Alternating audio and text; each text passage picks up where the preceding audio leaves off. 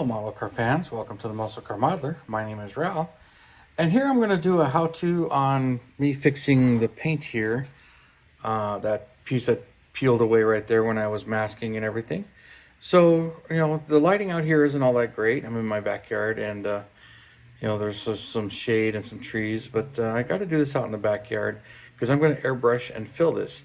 Now, there may not be, one perfect way to do this, but I'm going to scuff this a little bit so that the paint has something to bite to. And I'm just going to go over it a couple of times, a couple of different coats to fill that in. And then I will color sand this all down to blend it in, since it's a solid color and it's not metallic or anything.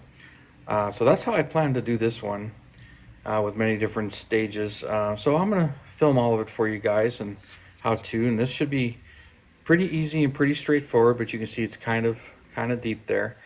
But there's a couple of different ways to do this, and there's no perfect way or preferred method. This is just how I'm going to attempt to do this one. There's other different ways of doing it, but you may have your own, but I'm just going to do it this way, and we'll see how it comes out. But my first step is I'll take my sanding pads here, which this is Micro Mark and Micro Mesh. That's this here, and this is 1800 grit right here. So all I'm really wanting to do here is just scuff that up just a little bit, just to give it enough of a scuff to get it to bite. Nothing really major, not really trying to do any sanding work here. I'm just going to try and scuff it up just a little bit just to get some blend on it. And that's really all I want to do here, and get some to bite. So I'm going to let that dry and go from there, and we'll see what I'll start spraying some color on it, and we'll blend it in and color sand it down. But that's where this is at the moment. And the scale finishes paint is pretty easy to work on. That's right here. This is a Ford Grabber Lime, and you see I don't have a whole lot left in there, but it's plenty to do what I need to do here. So we'll let that dry and we'll continue on with that. So stick around. All right, we've given it some time to dry and loaded some paint in my airbrush here. This is a Grex Tritium side load. It's my go-to airbrush, I should say, that I really love and enjoy this thing. I get asked many times what I use, but this is it. And we'll go very lightly and do multiple light coats here. So let's get this ready, and I'm going to be shooting this way, and I'm not really masking anything off. I'm just trying to do a small amount of paint here. See how it's just barely getting some coverage in there. I'm just doing it in light stages here. And you can see the depression is still there, but the color has blended it in. So this paint covers really well, and it just spit a little piece of dirt right there, but I'll be sanding that off too, because I'm going to scuff the whole roof, and I haven't done any clear yet. We'll just do this a little bit at a time, let it build, and then slowly let it dry and shrink in there. So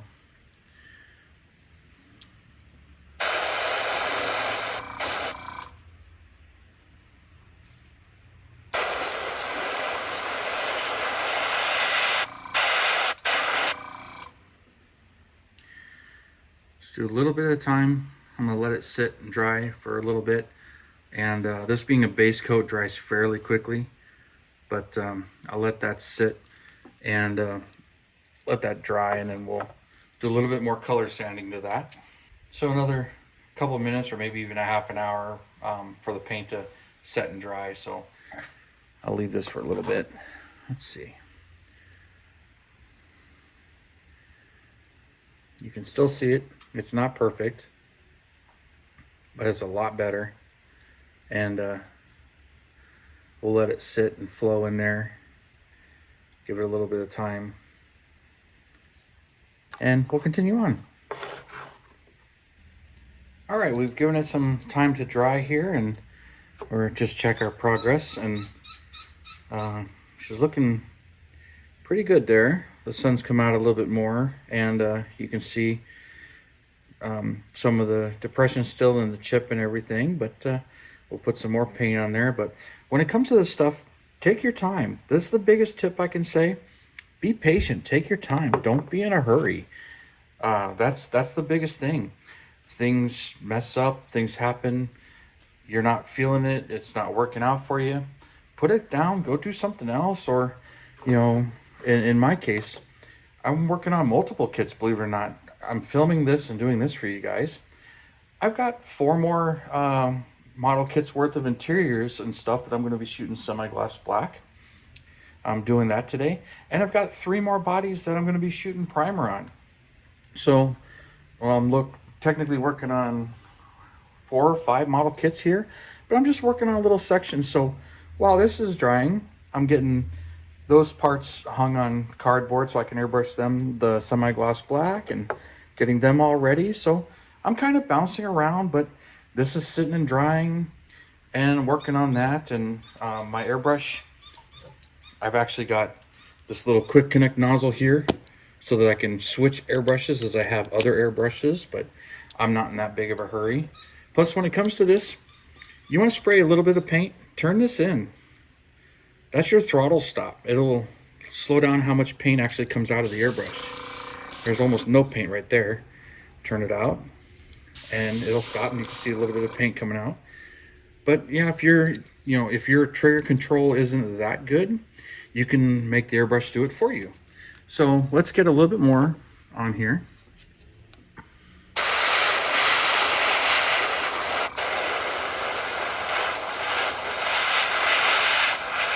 And a lot of it has to do with just airbrush control and aiming and where you're trying to shoot your paint at.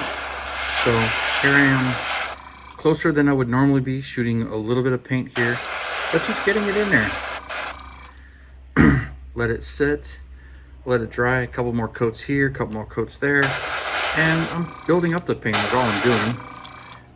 And then I'll let it sit, and I'll color sand it down a little bit using some more of those pads. So here we go, another 10-15 minutes of drying, and I'll move on some more on it. But I'm just taking it slow and in little stages. And let's put that back in there to stay wet. Although when it comes to the color sanding part of it, I'll be using another grit. I don't know if I'll use 8,000, probably do the 4,000 teal. So I'll probably dig that out, throw that in there to soak a little bit. And I may not even get to that part today. I may film and do the rest of that at another time. But I'm just working it slowly and taking it easy and do it in steps. Okay, well, as I've gotten a few more coats in there, you can kind of see that the paint is starting to fill in that light line there where the light is, or the line for the weather strip. So I'm kind of trying to decide if I want to pull some of the paint out with this or not. May or may not be a good idea. Here we go. Go this direction, and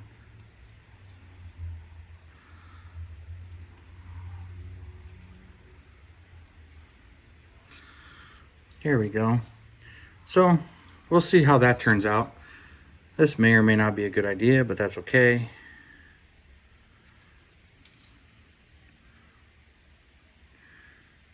We'll let that sit and dry, and I'll do a layer of sanding and then go back to adding more paint. As you can see, it's a little dull here where the overspray is, and so I got to sand all of that area to blend it all in. And of course some more on the pillar here, but yeah, you can see the dull areas, but keeping the paint as centralized and localized as I can. But that's definitely going to need some time to dry, and then I'll work on sanding that some more. Meanwhile, I mentioned I got other stuff to do, so I'll work on those and I'll get back to this one.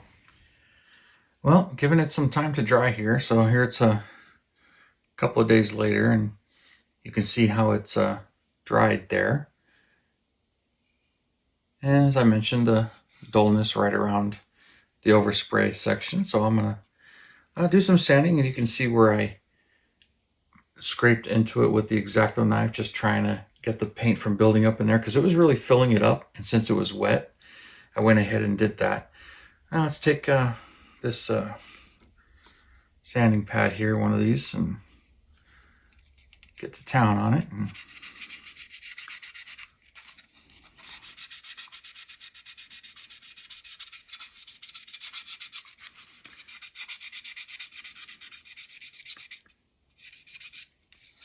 it took off that piece that was spit out on the airbrush and stuck right there, so that's just sanded right off. You can hear where it's a little dull.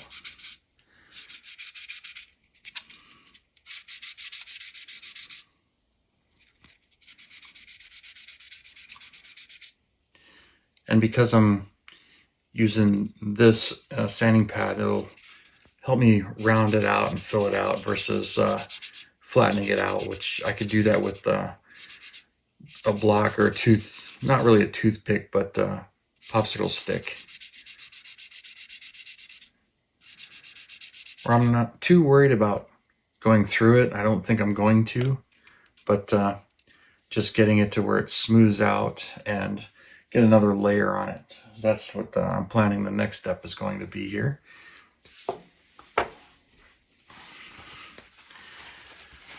Let's just grab a paper towel and see where I'm at. Just dry it real quick. Give me an idea of how much of it is blended in. Okay. So if you follow the shine, you can see two little depressions. So it's blended in really good.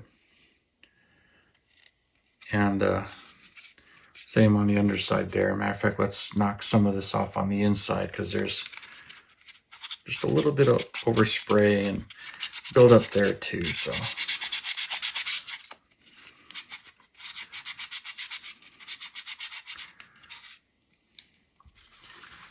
all right.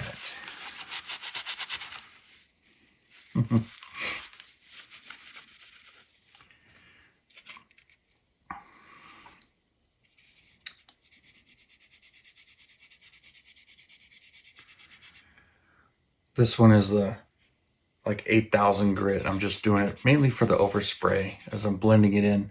The water kind of shows what it will look like with clear on it, but when I dry it off, you can kind of see the blend there, but it won't be noticeable once it's cleared. But I do plan to just shoot the whole roof again and just have a little bit of blending on the pillars here.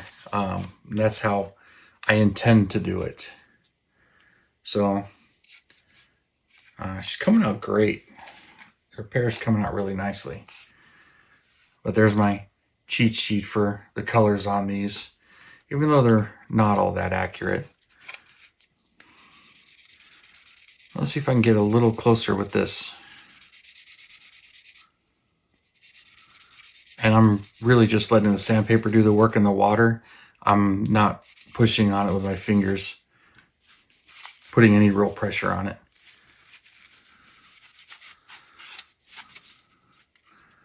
Okay. You follow the shine there. It's pretty much virtually disappeared there. Or you don't see any of the depressions anymore. I can see a tiny little one in the shine there, if you can see it. It's like right there where the shine is. So I'll just go over it just a little bit more. This is where I'm trying to make it perfect, and I'll end up going through it. So let's well, it's a little dark right there where I'd scraped through the primer with the paint, but that's really not a big deal because I've got to black that out anyway, the window trim.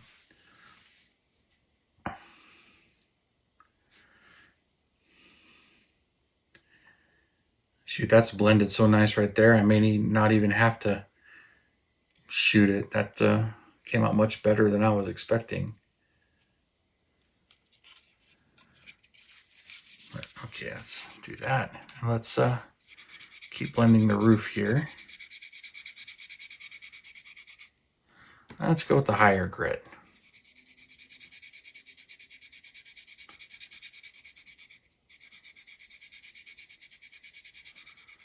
All right, let's check our work.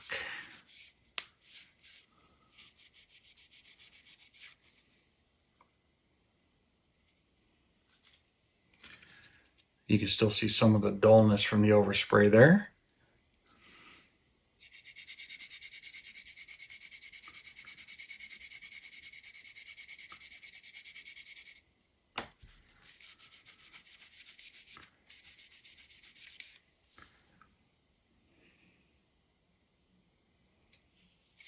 That's a really nice blend right there. And once the clear goes on it, that's gonna hide it.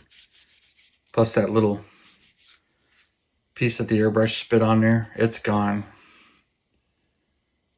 And that's looking real good. I've got to touch up this stripe a little bit. That side's not as bad as this side. This side, I've really got to touch that up. But that's okay.